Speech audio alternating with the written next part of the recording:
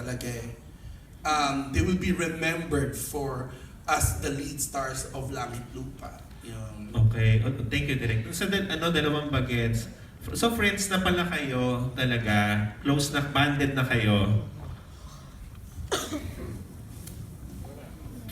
Sia, friends na daw kayo, dalawa ni Yesha. Opo.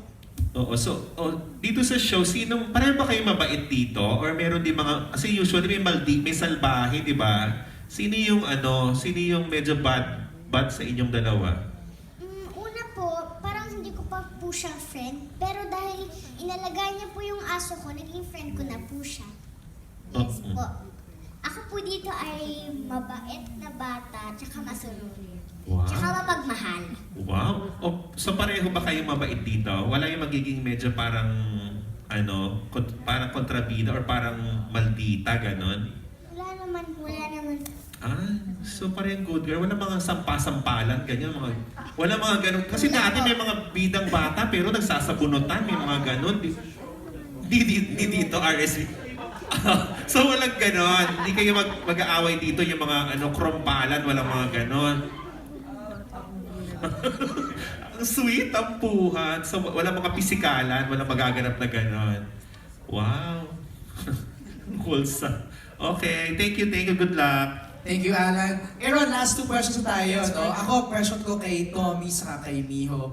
Since this is your first TV project, kinailangan nyo bang mag-workshop?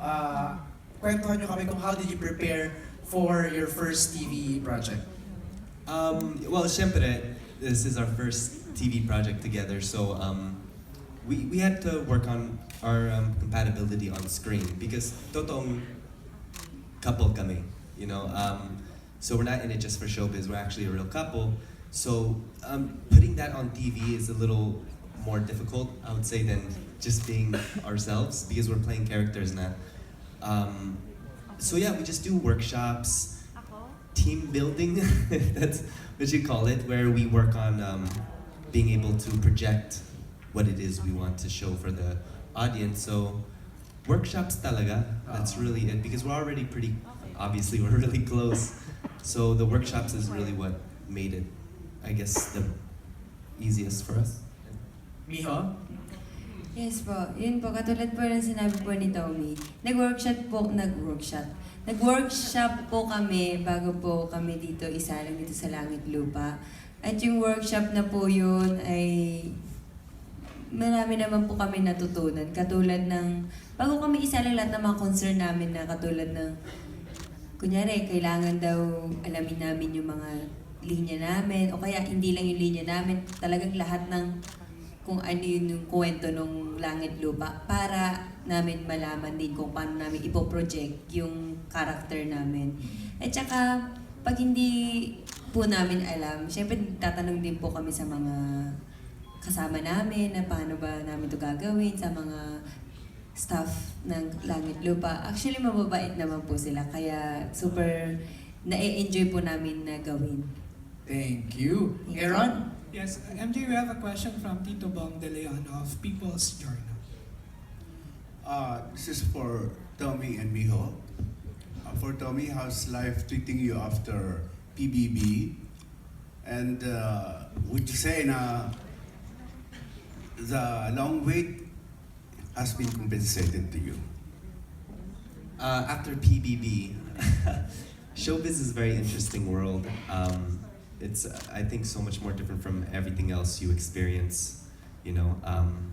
So it's interesting. It's a roller coaster ride. It's fun and exhilarating and scary and nerve-wracking. So it's just an interesting experience. Now the projects. This is our first ever project together, me and Mio, after PBB. So we feel blessed to be a part of it. You know, the directors, like we said.